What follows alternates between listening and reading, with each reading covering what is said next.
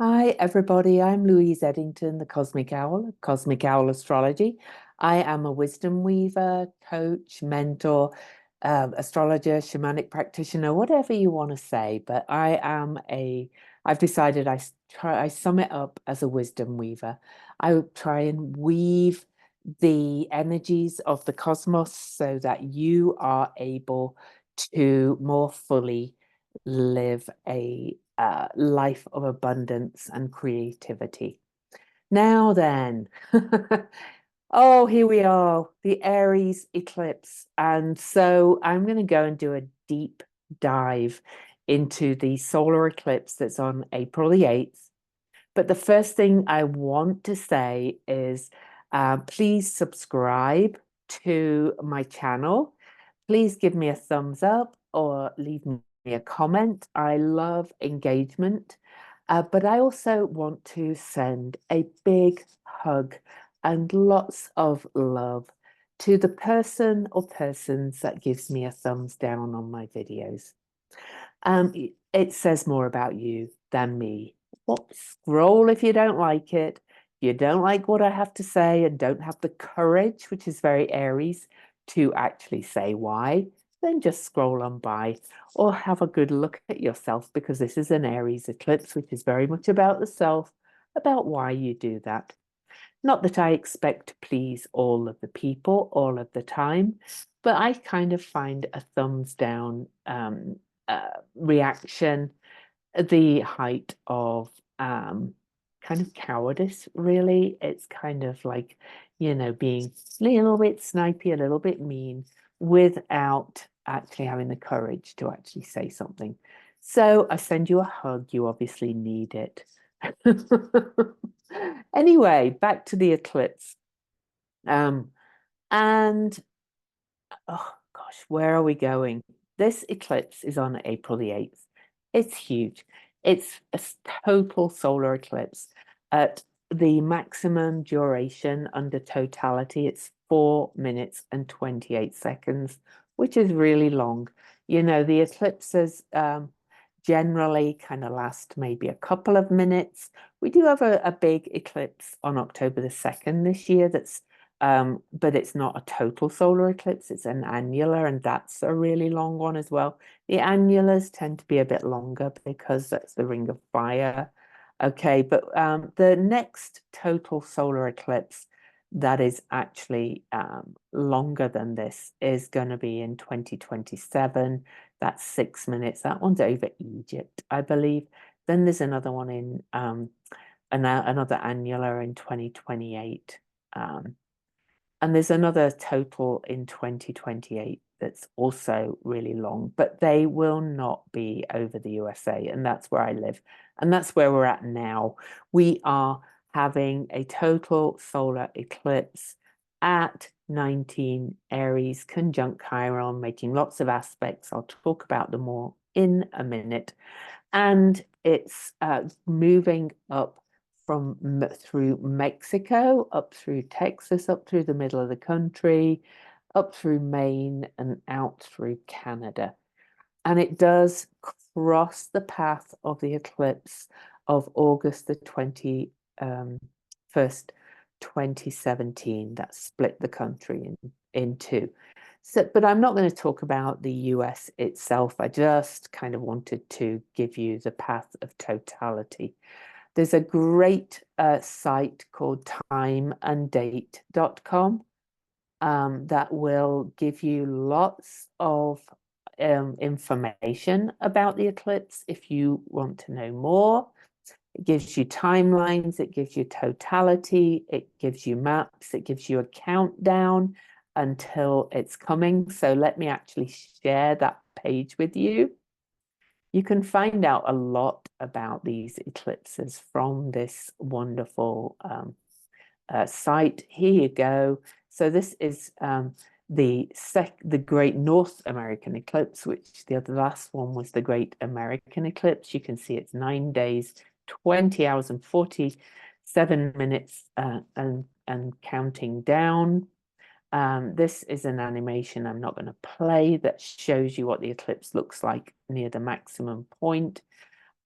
This is a detailed eclipse path map if you want to have a look, and that's a 3D global map.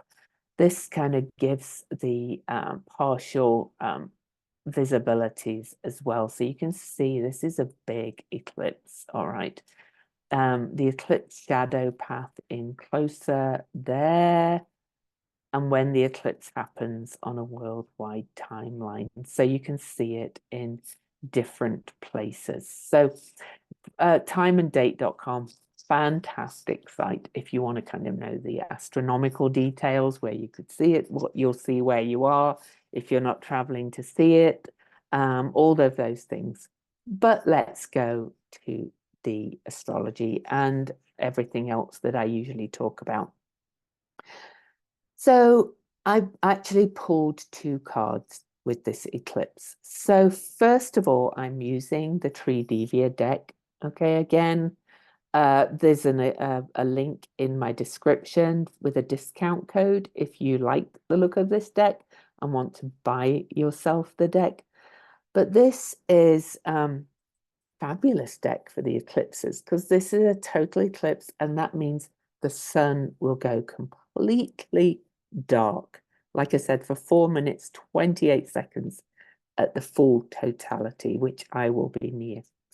And so the card I actually pulled, I'm just going to look at that one first, and then I'm going to look at the other card in a minute that I'm pulling because of the degree of the eclipse. 10 of Swords. This says something unexpected happens, which has left you betrayed or in pain. This is where you're coming from as we go into this eclipse first. You experienced a shock as if you had lost the ground under your feet. Instead of feeling self-pity, it's time to remind yourself that times of crisis and loss are often the greatest teachers and give you an opportunity to grow. Remember that nothing is lost. If you learn something from it, things are going to get better. The affirmation for this is, I know that whatever happened, which was out of my control, is preparing me for something better. And that really resonates for me. So I hope it does for you. I love that Chiron is conjunct this eclipse, so that we are kind of healing some wounds that have been emerged as we approach this eclipse in a lot of ways. Okay. Now then, I'm going to look at the chart and talk to you about what I will be bringing into this astrologically. Well, here is the eclipse. Look at this, all this Aries energy. The eclipse itself is at 19 degrees of Aries, and it's exactly conjunct Chiron, the shaman, the wounded healer. It's a North Node eclipse, which is pulling us towards something. Eris is conjunct the eclipse to the truth teller. Mercury stations retrograde on April the 1st and is moving back towards the eclipse.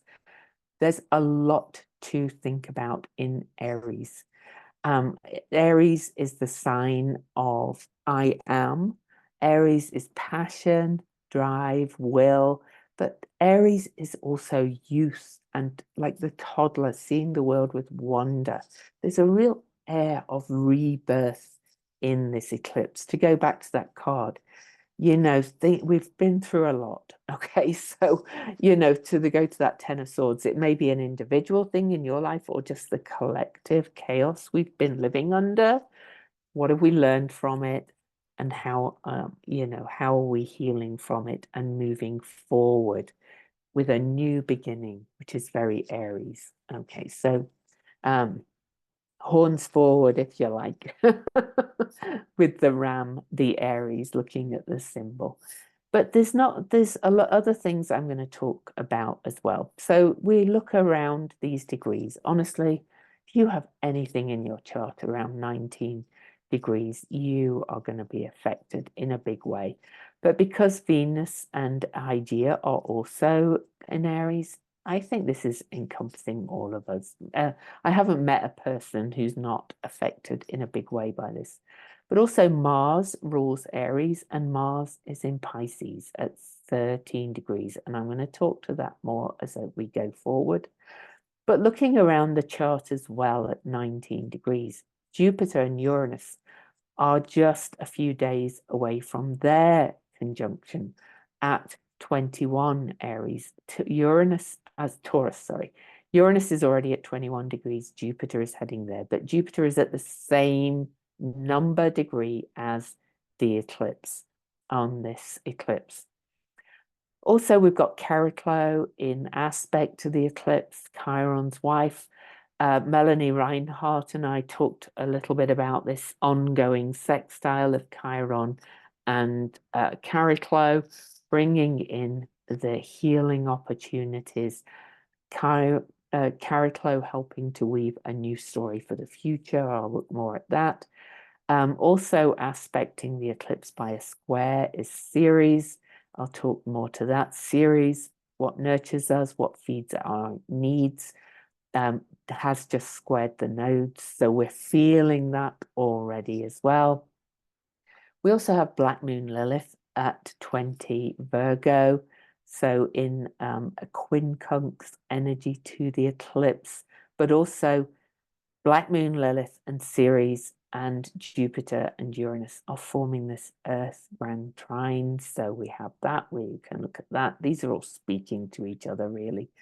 And I'm also going to bring in Hecate. Hecate is at 23 degrees, but she's really brought in by this fire grand trine to Mercury and Eris. So all of those have to be talked about, and what this kind of pattern that we're weaving is bringing in.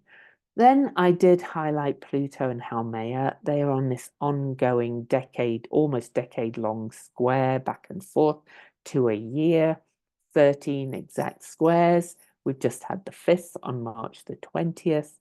Both of those are very creative numbers of the Fibonacci sequence, which really is about the energy, the sequence or pattern of our body, our humanness, but also human nature. So I'll talk more to that.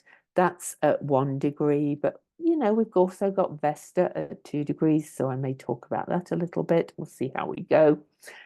Everything is talking to each other in these in this eclipse. This is honestly a massive, massive eclipse energetically. So I'm going to stop this share.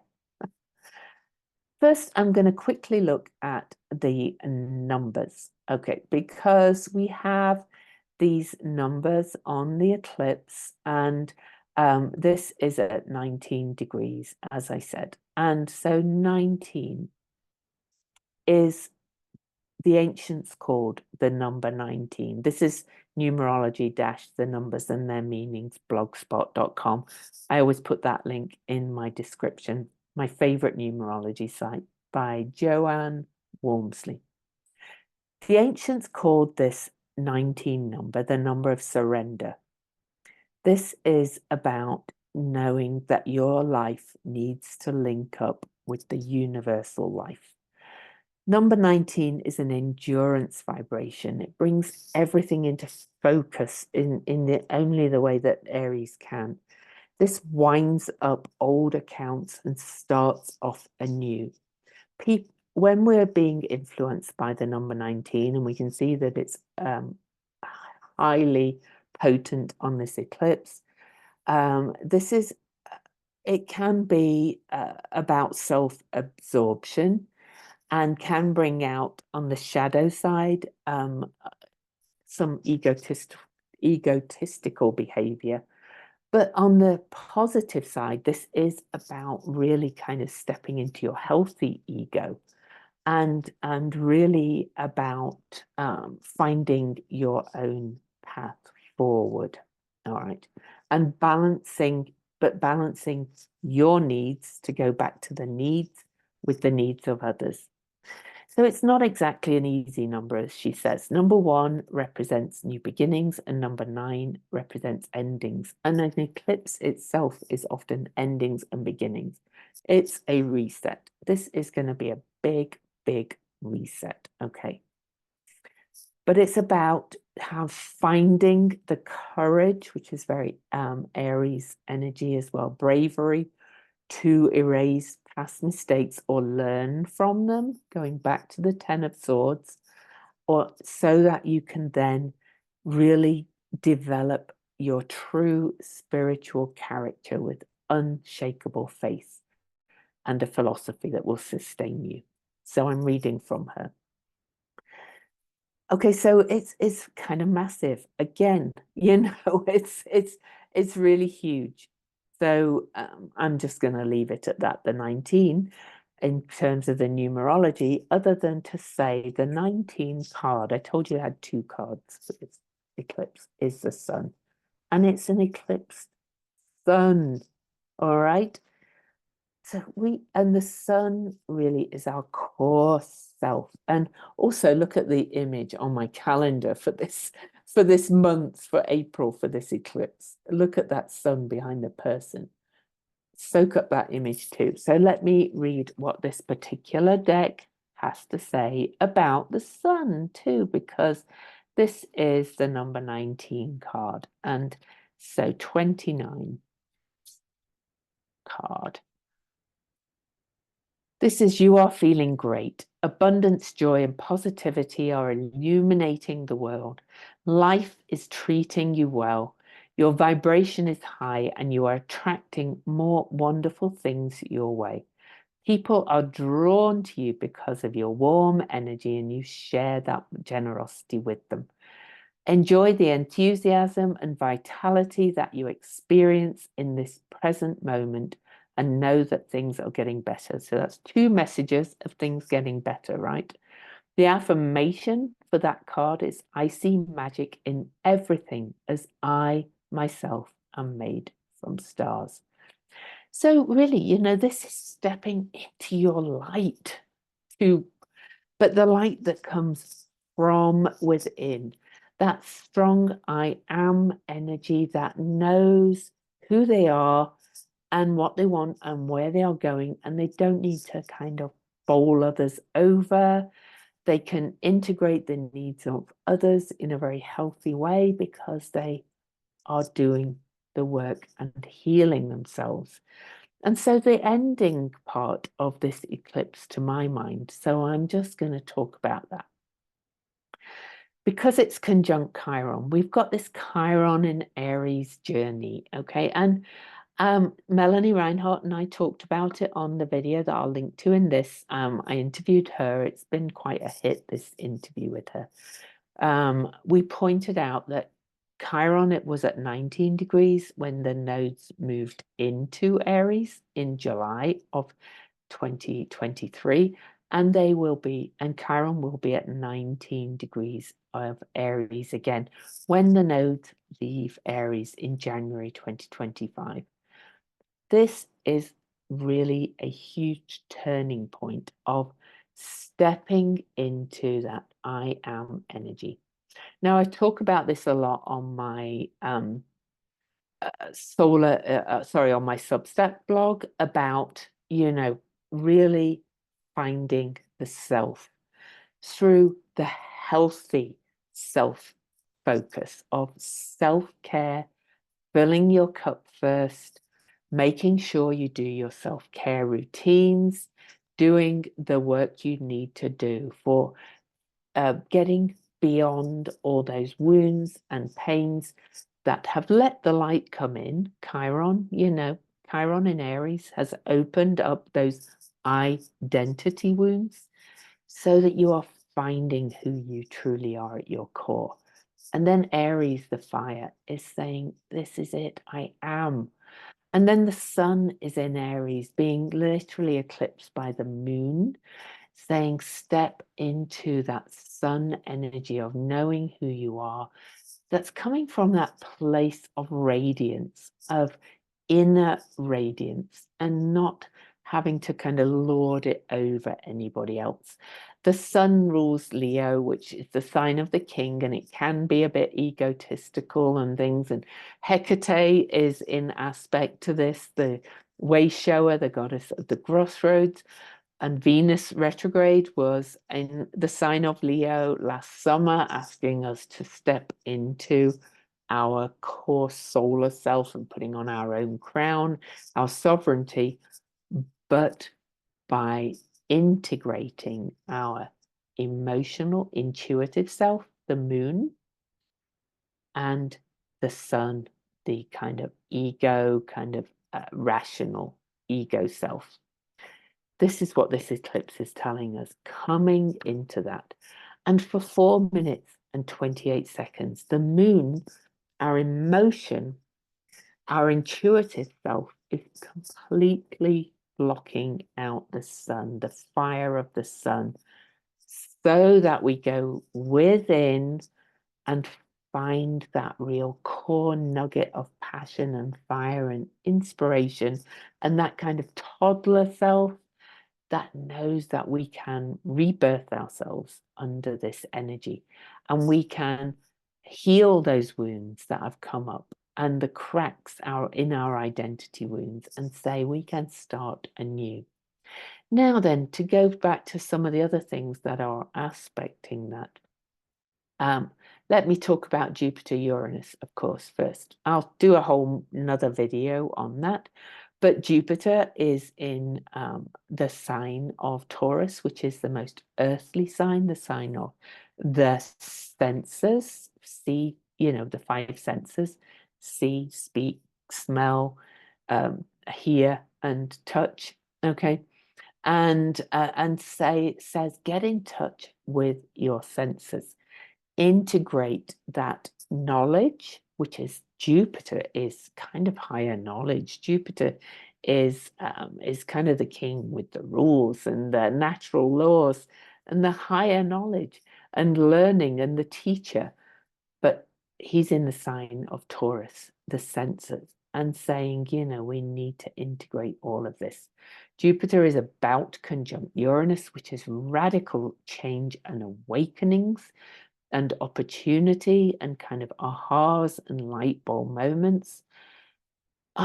Since eclipse energy really lasts about or unfolds over the next 6 months, this is real regeneration, rebirth, all of those kind of things. And Mercury is asking us to go within with our thoughts as well, because Mercury is retrograde on this eclipse.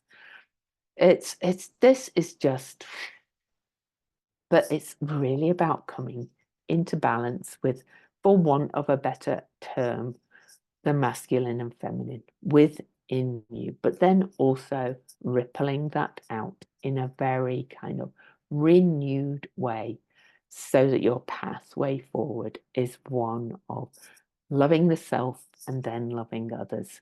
I was just listening to Brene Brown's Gifts of Imperfection again this morning, because I was inspired too by the astrology of this morning as I wrote my daily post on Substack.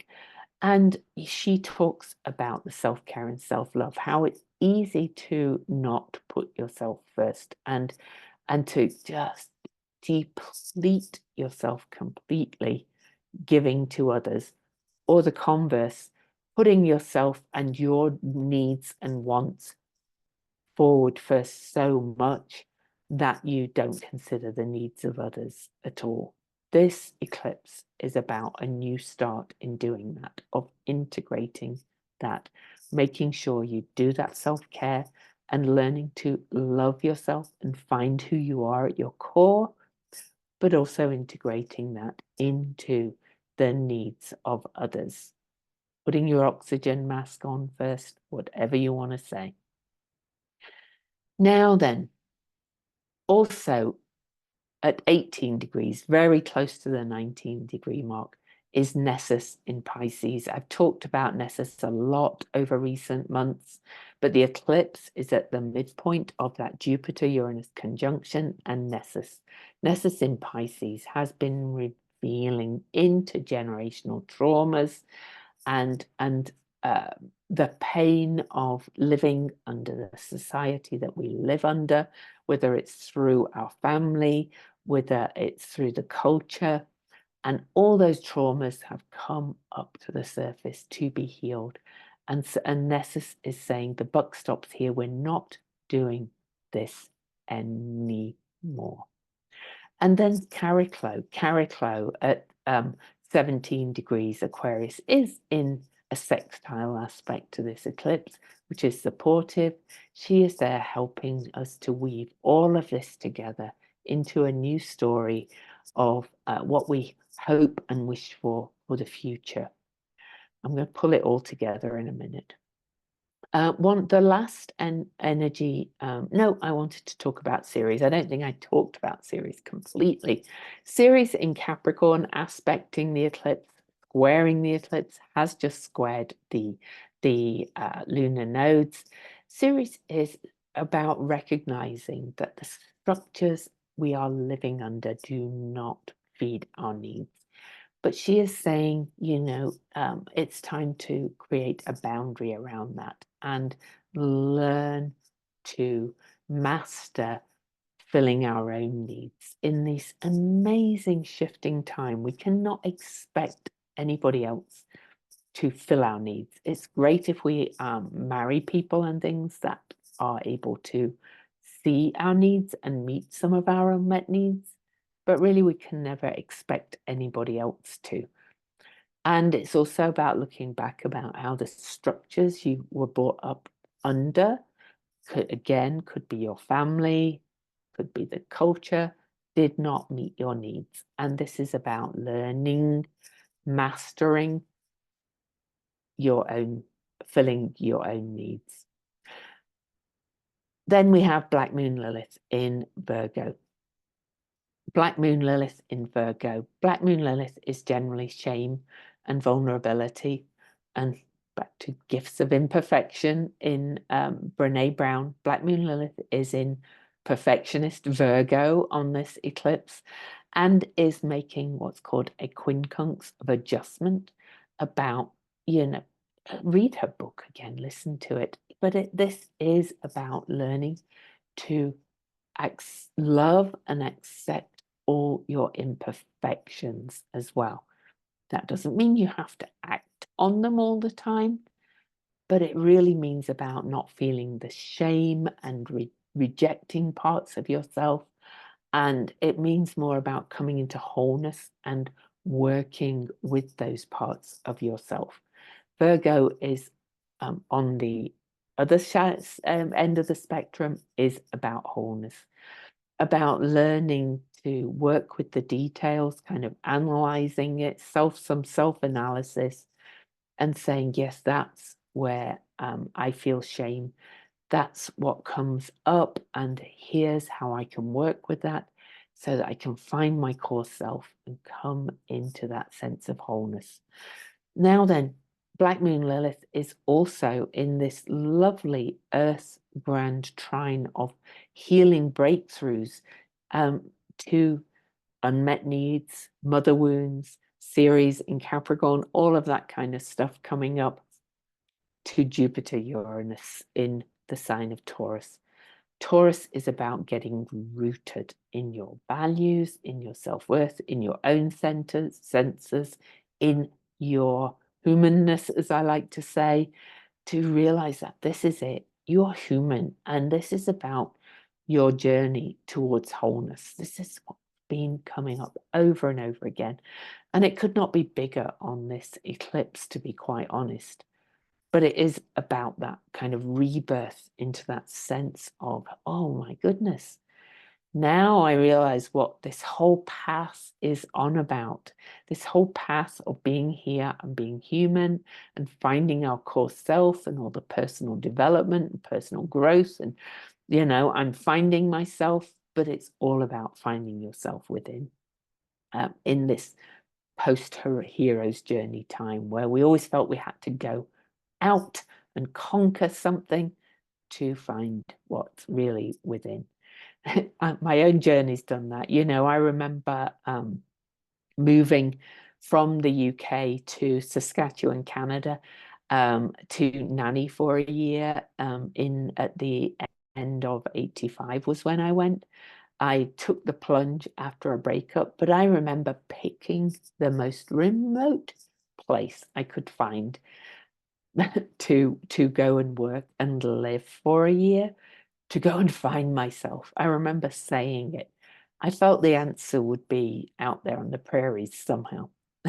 And yes, I did, learn some things, but the answer has always been within. And this is what this has been moving towards. This sense of rebirth, is knowing that unless you come into this strong sense of knowing yourself, loving yourself, caring for yourself, loving all the shameful bits, loving all the bits that, are reactive and so on, and learning to be less of that, or loving them anyway, even when those bits you don't like, or the protectors or exiles or firefighters in internal family systems work.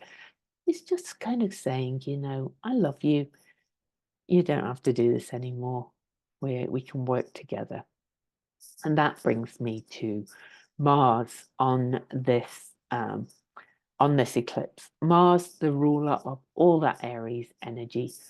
Mars is at 13 degrees Pisces, and it's just a hair's breadth away from a conjunction with Saturn in Pisces, which is often described as 1 foot on the throttle, 1 foot on the brake. Okay, but this is coming together to master something in my mind about both slowing down and moving forward. But Mars is at 13 degrees. 13 degrees is the number of the divine feminine. And in Pisces, Mars is softened. Mars is the spiritual warrior, is the calm warrior. It's going, I do not need to be aggressive and finding the answers out there anymore. I can tune into this collective energy of protection and guardianship instead. I can rest my sword a little bit and stop fighting the world and tune into that intuitive side and go, yeah, this is where it's all at. This is what Mars is saying to me on this eclipse. The conjunction to Saturn is saying, I can stop. I can stop constantly battling and fighting and trying to step over anybody else who gets in my way. Not saying you all do that all the time, but I'm sure we can see how we all do that, or how our culture does that. And see out each of us for our humanity, but also, to come from that place of higher love, which is also very Pisces, and to see the good in others, even if their actions might need to be held accountable. We are always in this fight energy, or freeze. Or so all of this, the responses, the fight, freeze. What's the other one? Fight, freeze, fawn, flight as well. Aries can run away as well sometimes. We do not have to do that anymore. We can all learn to be present, hold space for others to do their own healing whilst doing our own. This is quite magical, people. So, if the message doesn't resonate, maybe you're not meant to hear it yet. I know I wasn't always in my lifetime, but it's amazing. So I want to quickly look at the symbols, okay, for this. But before I look at the symbols for this eclipse, I do want to say, please subscribe, please leave me a thumbs up, please leave me a comment, and go and give yourself a hug if you feel like giving me a thumbs down. And then, okay, so let's start with the Sabian symbol. On the interview with Melanie Reinhardt, if you've watched that, Melanie read Rudyard's interpretation of the Sabian symbol. And because this is such a big eclipse, I'm going to just go there again, and then I want to read a couple of other interpretations, which will be similar, but you know, that's fine. Anyways, the Sabian symbol is a young girl feeding birds in winter. It's this young girl. This is energy of rebirth of the divine feminine. This seeing it with that young eyes, the new world, but also feeding birds, which is often a mental thing, right, by the way, but also it's very healing action. And so the keynote for that is overcoming crises through compassion. That can be an internal crisis, or we see it in the world, the crisis we're in. But the theme of this, okay, really is the transmutation of life into love, which is what everything is about. I'm just going to actually pause the recording for a moment. I won't be 1 second. I heard the garage door go, so I just wanted to say, hey, I'm recording. Anyway, so this is one of the central messages of transmutation of life into love, but also love for yourself. Okay, so that's a big part of it. Now then, let's go to jamesburgess.com. He does some great commentary as well on the Sabian symbols. So his interpretation of a young girl feeding birds in winter is seeing life as a constant opportunity to experience love. He says life's very harshness is what enables us to learn of love's unfathomable depth. And he said it's about being innocent and fearless in love. I'm not going to read everything that he said. And this is not about fanciful love. This is about love in action. Okay. Now, Linda Hill on her website, sabiansymbols.com, she actually did a whole book as well. She said this is about nurturing innocence as well, that sense of innocence. If you think about the young children, they are full of love and they just want to be loved as well. But she said this symbol is about feeding energy to situations that feel cold, hopeless, and lost, and about small efforts bringing their own rewards, and about taking time out for others and yourself. I'm going to add that bit. Okay, so, she also adds that non-judgmental attitudes can move you forward and lead others to trust, but that means trusting yourself first. I added that bit.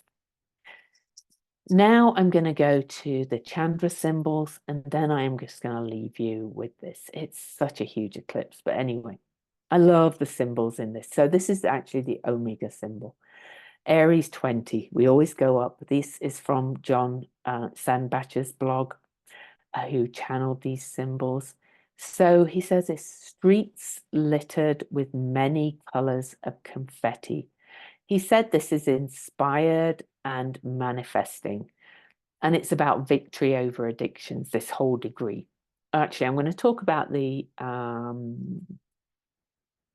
Saros cycles before we go. So stay around for those too, because everything's important on this eclipse. He says, with the Omega symbol, you have the ability to bring a vibration of celebration into all aspects of everyday life. You are communicating to people how to renew themselves and how to blossom out of their set patterns and routines. But I think you're actually inspiring them to do it, okay, as well as communicating. You're communicating them by action. But anyway, it's important to not become frustrated if your message sometimes isn't heard. I'm laughing because of my comment about the thumbs down. You are on a different wavelength from other people. Many cannot embrace the joy and enthusiasm for life that you can. But don't let this stop you, for people need the exuberant energy you have to offer. The Chandra symbol for this degree is an empty courtyard. Before change can happen, there must be a place prepared inside so that the new may enter. Celebration is the acknowledgement that something important has occurred and that it should be honored. But once the celebration is over, the way is clear for the next step of the journey, blessed with the colors of the recent triumph. The confetti lying in the streets is about what is over. The empty courtyard is about what is coming. And this degree stands at the crossroads of that time of renewal, acknowledging the past and open to the future. I'm actually going to read his Pleiadian symbol again as well, which is his channeling of the Sabian symbol. So he says, a young girl feeding diamonds to a flock of baby phoenixes. Now, this is available to every one of us on this eclipse. It's quite amazing. Now, again, I said I would leave you, but I'm not. I'm going to talk about the Saros cycle from Bernadette Brady's amazing book. First of all, eclipses are all in Saros cycles. So let me read to you what she says about Saros cycles. There are 2 eclipse seasons every year, one on the south node and the other on the north node. Lunar eclipses are byproducts of the geometry of any given solar eclipse. She says solar eclipse is not an isolated incident, but rather a member of a particular Saros series. A Saros series has a birth or first eclipse at either the north or south pole, and then once a series starts, it will travel at a regular rate to the opposite pole. Any given Saros series will produce an eclipse every 18 years and 9 to 11 days. The total number of eclipses in one series is between 70 and 72, which kind of makes me laugh because there's a tarot book called 72 Degrees of Wisdom. But anyway, each Saros series will take approximately 1,280 years to complete. Each Saros series is named for the pole of origin and numbered from 19 to 19 based on years of occurrence. Each Saros series will produce an eclipse approximately 10 degrees further along in the zodiac every 18 years. And a given Saros series transits a chart in roughly 650 years' time. So this eclipse is Saros series Saros series 8 North. It began on May the 17th, May the 17th, 1501 at the North Pole and will not end until June the 23rd, 2745.